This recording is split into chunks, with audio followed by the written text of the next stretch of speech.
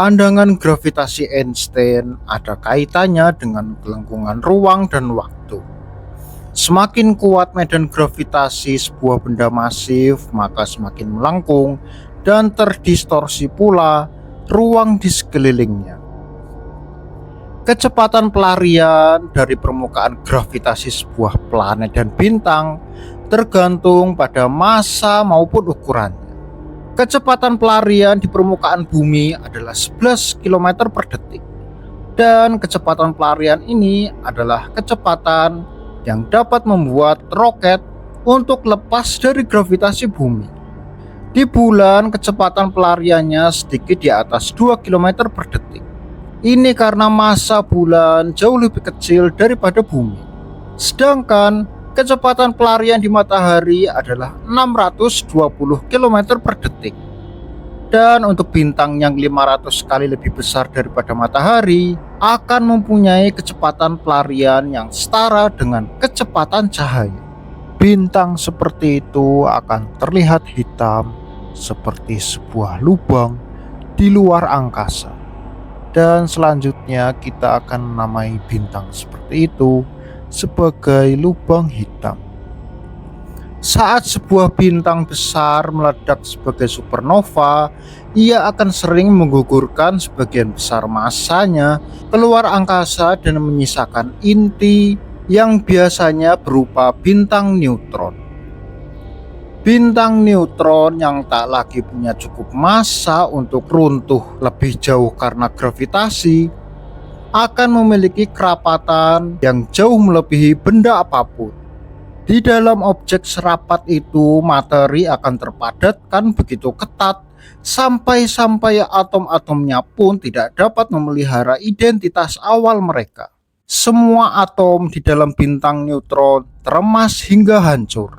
Di dalam bintang neutron, gravitasi begitu kuat sehingga atom-atom teremas merapat dan elektron-elektronnya terperas menuju nukleus dan menyatu menjadi sebuah neutron. Dan sebab itu di bintang neutron hanya ada partikel neutron. Hukum mekanika kuantum menyatakan bahwa kini akan ada tekanan keluar yang mencegah bintang neutron runtuh lebih jauh akibat bobotnya sendiri. Oleh sebab itu, bintang neutron adalah batas maksimum dari sebuah benda yang dapat diperas. Namun, bagaimana kalau setelah sebuah bintang menggugurkan sebagian besar massanya dalam peristiwa supernova, tapi intinya masih berada di atas suatu massa kritis yang dapat meruntuhkan dirinya sendiri? Bintang seperti itu materinya tidak akan cukup punya tekanan internal untuk menahan penyusutan gravitasi lebih jauh. Nyatanya bintang tersebut tak punya pilihan selain terus runtuh, dan bukannya melambat, keruntuhan gravitasi justru malah terus mencepat. Bintang akan terperas semakin kecil seiring semakin terpadatkannya materi di dalamnya, hingga ke ukuran nol menuju ketiadaan dengan kepadatan yang tak terhingga, dan dapatlah kita sebuah black hole. Namun, bukan hanya itu saja. Jika matahari sendiri dapat diperas hingga berdiameter beberapa kilometer saja, meski akan masih memiliki jumlah massa yang sama, kini ia akan jauh lebih padat dan akan terus runtuh lebih jauh untuk membentuk lubang hitam. Ternyata semua materi yang ada di dunia ini, jika diperaskan secara paksa hingga atom-atomnya remuk, dia dapat berubah menjadi bintang neutron maupun lubang hitam. Yang membuat bintang neutron dan black hole tercipta adalah bukan karena massanya besar, tapi karena tekanan gravitasinya yang dapat memeras dan menghancurkan atomnya hingga menuju ke kerapatan yang tak bisa dibayangkan. Solusi tepat pertama atas persamaan relativitas umum Einstein ini didapatkan oleh astronom Jerman bernama Karl Schwarzschild, dan kita menamai solusi tersebut dengan nama solusi Schwarzschild.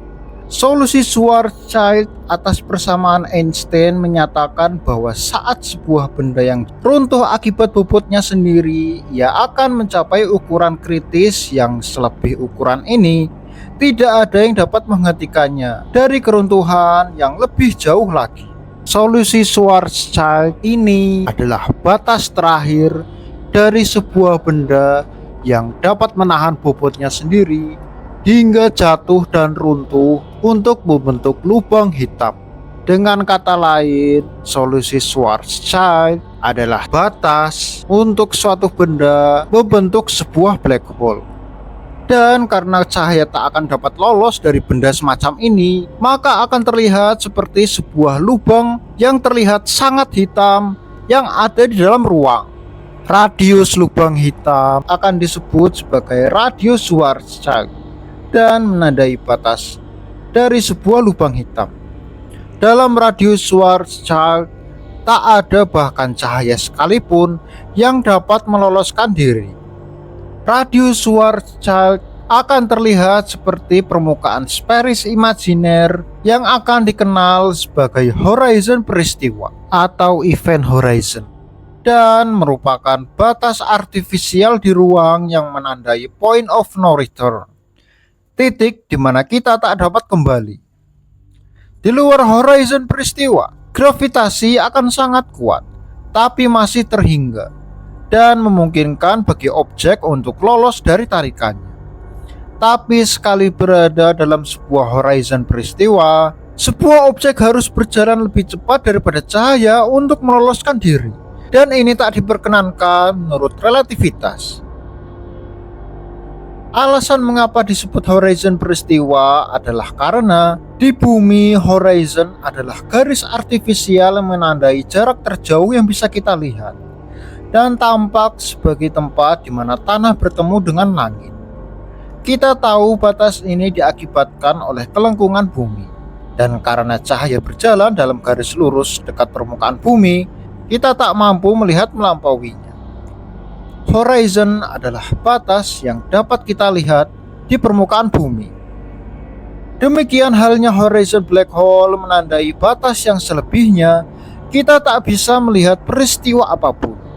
Tak seperti horizon di bumi yang terus-menerus mundur begitu kita mendekatinya, horizon peristiwa black hole akan tetap sama dan kita bisa mendekatinya sedekat mungkin dan bahkan melewatinya.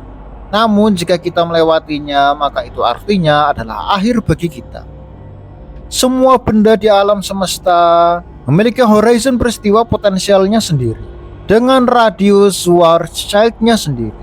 Bumi pun bisa dibuat menjadi black hole, tapi harus diperas dari luar, dan jika ia diperas cukup keras, maka akhirnya ia akan melewati horizon peristiwanya sendiri.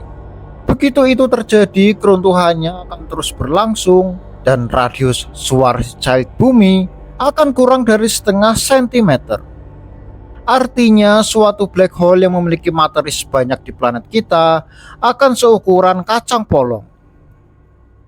Sekali bintang runtuh menyusut melewati horizon peristiwanya, maka tak akan ada yang dapat menghentikannya terus runtuh lebih jauh sampai seluruh masanya terkumpal menjadi satu titik, dan titik tersebut berukuran 0. Titik ini akan disebut sebagai singularitas dan merupakan entitas yang sangat aneh. Saking anehnya sampai-sampai hukum fisika yang bekerja mogok dalam persoalan singularitas black hole. Singularitas itu mewakili batas atau tepi ruang dan waktu. Selewat batas itu, konsep normal ruang waktu tidak lagi bisa dilanjutkan. Banyak ahli fisika meyakini bahwa singularitas di dalam lubang hitam benar-benar menandai ujung ruang dan waktu, dan apapun yang menemuinya akan benar-benar hilang. Karena itu, lubang hitam menjadi suatu pintu gerbang bagi akhir alam semesta. Lorong buntu yang menunjukkan jalan keluar, tidak menuju kemanapun. Lubang hitam adalah daerah kecil di antariksa yang berisi akhir waktu, di mana alam semesta telah kiamat. Dengan melompat ke dalamnya, mereka yang penasaran dengan akhir alam semesta dapat mengalaminya sendiri secara langsung. Singularitas adalah sebuah benda yang memiliki kerapatan tak terhingga, yang memiliki kelengkungan ruang waktu tak terhingga.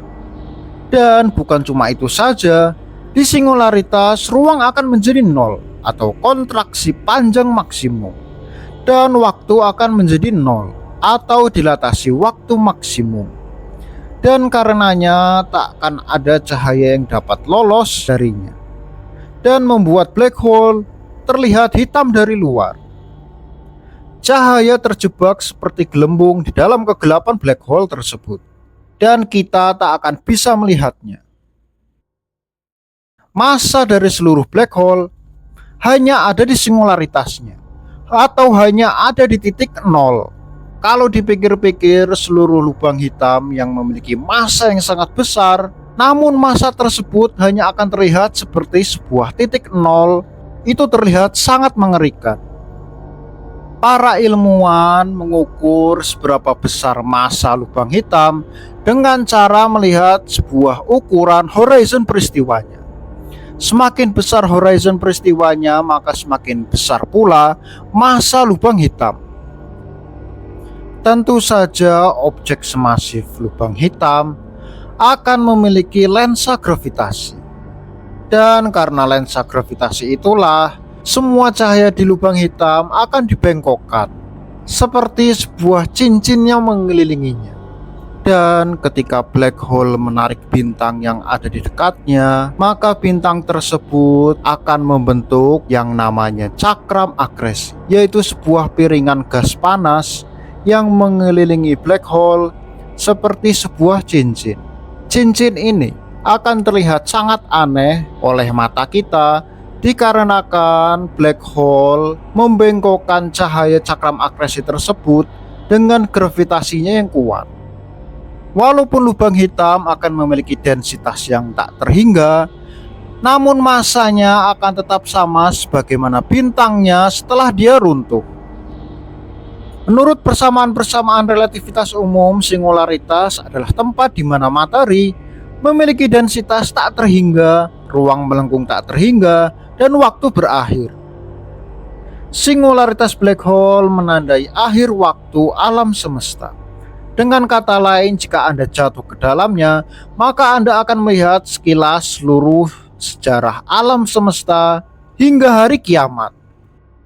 Black hole sangatlah sederhana dalam hal struktur. Ia hanya memiliki pusat, yaitu sebuah singularitas, dan permukaannya yaitu horizon peristiwa. Selebihnya hanya gravitasi dan cahaya yang tak dapat lolos darinya. Tentu saja yang membuat black hole begitu mengagumkan adalah cara gravitasi dahsyatnya mempengaruhi ruang dan waktu di sekitarnya. Black hole dapat disamakan dengan kasus ketika sebuah objek yang amat berat tapi berukuran titik, menyebabkan karet ruang melengkung dan menciut menjadi lubang yang tak terhingga berbentuk kerucut. Horizon peristiwa dapat disamakan dengan lingkaran di suatu tempat di dalam pinggiran lubang tak berdasar. Yang melebihinya kita tak bisa melepaskan diri. Black hole tak akan pernah bisa disumbat atau diisi dengan materi. Malah semakin banyak materi yang dituangkan ke dalamnya, maka semakin besar black hole jadinya. Black hole makan dan tumbuh berkembang. Tapi jika ruang di dalam horizon peristiwa membentuk lubang yang dalam tak terhingga, maka seharusnya jarak dari horizon peristiwa ke singularitas semestinya juga tak terhingga. Namun kenyataannya, jika Anda jatuh ke dalam black hole, Anda hanya perlu waktu amat pendek saja untuk mencapai singularitas. Walaupun ruang di sekitar Anda melar hingga menjadi tak terhingga, namun Anda malah akan merasakan waktu yang singkat saja untuk sampai ke dasar. Sebab ruang dan waktu menjadi rusak di dalam horizon peristiwa, dan Anda tidak dapat memakai aturan sederhana semisal kecepatan sama dengan jarak dibagi waktu. Semua bintang berputar pada porosnya, sebagaimana yang bumi lakukan. Dan karenanya, saat sebuah bintang runtuh, mereka akan terus berputar, bahkan lebih cepat lagi. Sebuah kuantitas penting dalam fisika dikenal sebagai momentum sudut dan dimiliki oleh semua objek berotasi. Kuantitas ini begitu penting karena termasuk salah satu kuantitas seperti energi yang dikatakan kekal. Artinya momentum sudut akan tetap sama asalkan objek yang berotasi tidak terkena gaya eksternal. Momentum sudut tergantung pada massa objek, laju putaran, dan bentuknya. Semakin kecil objeknya, maka semakin cepat putarannya. Bintang berputar yang runtuh berperilaku dengan cara yang sama. Penurunan ukurannya diimbangi dengan berputar lebih cepat demi mempertahankan momentum sudutnya. Mungkin semua hal ini terdengar biasa. Namun, sebenarnya black hole yang berputar betul-betul menyeret ruang di sekelilingnya untuk membentuk pusaran gravitasi. Mirip dengan lingkaran air di sekeliling lubang sumbat. Di kawasan ruang semacam itu, benda yang mengorbit harus berakselerasi ke arah yang berlawanan dengan putaran black hole demi bisa bertahan. Kawasan di mana ruang terseret di sekeliling black hole berputar ini disebut sebagai ergosfer. Artinya black hole berputar akan memiliki dua horizon peristiwa, yaitu horizon Sperris dalam, yakni horizon peristiwa asli, dan darinya tak ada yang dapat mampu meloloskan diri, serta horizon menonjol luar yang menandai permukaan ergosfer. Di dalam ergosfer, penyeretan begitu kuat sehingga tak ada yang mampu bertahan. Namun, sebuah objek yang jatuh ke dalam ergosfer masih dapat meloloskan diri lagi, asalkan ia tidak masuk ke dalam horizon peristiwa yang asli. Penyeretan ruang waktu ini akan mewujud sebagai perlambatan waktu yang ekstrim.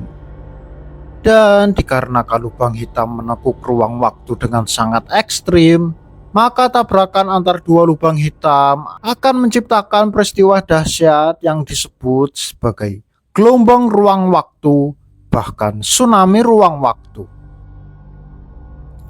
Salah satu hal yang paling mempesona dari black hole adalah apa yang menimpa oleh objek atau astronot yang jatuh ke dalamnya, dan bagaimana kelihatannya bagi seorang pengamat yang menyaksikannya dari jarak jauh. Satu aspek gravitasi yang belum disebutkan sejauh ini adalah gaya tidal. Gaya tidal adalah hasil dari perbedaan gaya gravitasi yang dialami oleh bagian-bagian berbeda dari suatu objek ketika berada dalam medan gravitasi dari objek yang lain. Kita tahu tarikan gravitasi sebuah benda menjadi kian lemah dengan semakin jauh kita darinya. Tentu saja cukup dengan berdiri di tanah, kaki Anda pasti merasakan tarikan gravitasi lebih kuat daripada kepala Anda. Ini memang benar, tapi selisih medan gravitasi begitu kecil pada jarak sekecil itu sehingga Anda tak akan pernah merasakannya. Di sisi lain, kita dapat dengan jelas melihat efek tidal gravitasi bulan terhadap bumi. Ini karena sisi bumi yang menghadap bulan merasakan tarikan gravitasi lebih kuat daripada sisi sebaliknya, sehingga menimbulkan pasang surut air laut harian. Adapun black hole, gaya gravitasinya berubah secara jauh lebih ekstrim dan Anda akan mampu merasakan efek tidal di sepanjang tubuh Anda. Gaya tidal ini akan menjadi semakin kuat dan tubuh Anda akan menjadi tak tertahankan dan akhirnya akan mengoyak tubuh Anda menjadi seperti spaghetti. Peristiwa ini disebut sebagai spaghettifikasi. Black hole kecil berukuran beberapa massa matahari akan mempunyai gaya tidal begitu ekstrim sehingga astronot yang pergi terlalu dekat pada black hole tersebut akan tewas jauh sebelum dia melintasi horizon peristiwa sekalipun. Dengan kata lain, Anda akan menjadi spaghetti bahkan sebelum menyentuh black hole tersebut. Sedangkan untuk black hole yang bermassa jutaan kali massa matahari, black hole supermasif semacam itu akan memiliki gaya tidal lebih lembut dan seseorang dapat mudah melintasi horizon peristiwanya tanpa merasa gelisah. Itu dikarenakan ukuran black hole yang besar akan memiliki gaya tidal yang merata di seluruh tubuh Anda. sehingga Anda tak akan merasakan spaghettifikasi di waktu-waktu yang awal. Namun seraya Anda terus jatuh bebas menuju singularitas, intensitas gaya tidal akan bertambah secara bertahap. Jadi pada akhirnya Anda akan sama terkoyak, lalu tergumal menjadi sebuah titik berdensitas tak terhingga di singularitasnya. Di dalam sebuah black hole, ruang dan waktu begitu melengkung sangat ekstrim sehingga jarak dari horizon peristiwa ke singularitas bukanlah jarak di ruang dalam pengertian normal. Malahan ia akan menjadi arah waktu. Pada dasarnya, jarak radial ke pusat black hole bertukar dengan sumbu waktu. Pertukaran ruang dan waktu inilah yang menjelaskan mengapa objek yang jatuh ke dalam black hole tak punya pilihan selain bergerak masuk menuju singularitas. Sebab waktu selalu berjalan maju, bukannya mundur. Fisikawan menyamakan ini dengan cara tak terhindarkan untuk bergerak menuju masa depan. Dan karena tak ada yang dapat bergerak lebih jauh setelah mencapai singularitas, titik ini akan menandai akhir waktu itu sendiri. Waktu yang diperlukan untuk mencapai singularitas dari horizon peristiwa adalah proporsional dengan massa black hole.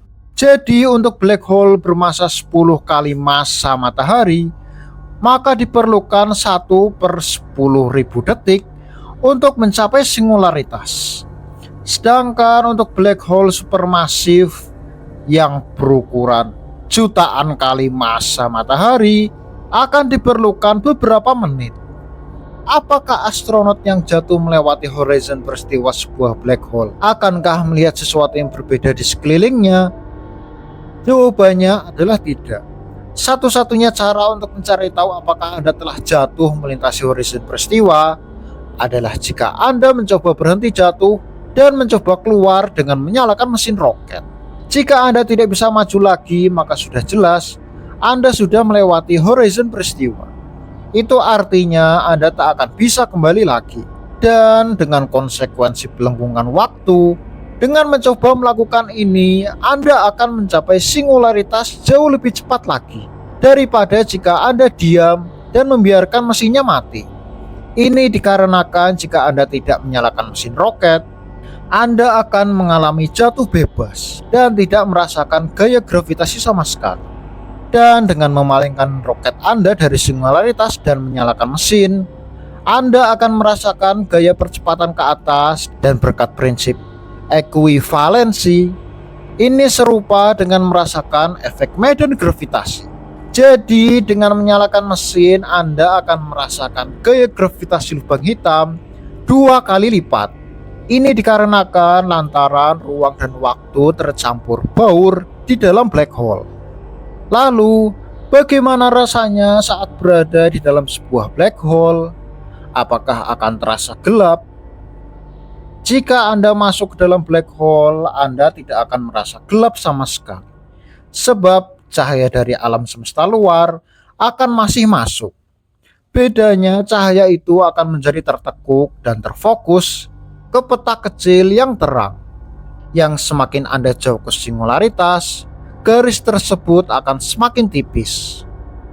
Dan jika Anda menyaksikan teman Anda yang sedang jatuh ke dalam lubang hitam dari luar black hole, Anda akan menyaksikan seseorang yang jatuh tadi. Bukannya Anda akan melihat dia jatuh semakin cepat saat mendekati horizon peristiwa, justru orang yang jatuh tadi akan tampak semakin lambat seiring mendekati horizon peristiwa.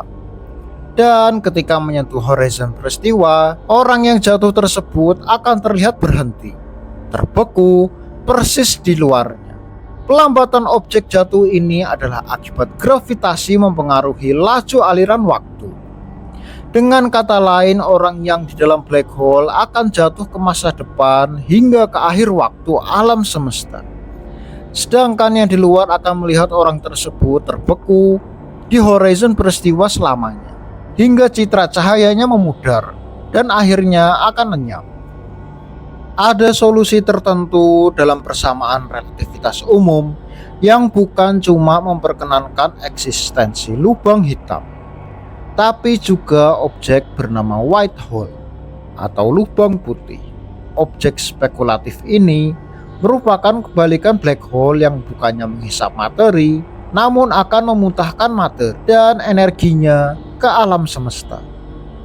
Singularitas mereka berbeda pula dan menandai permulaan waktu, bukan akhir waktu, tak seperti black hole.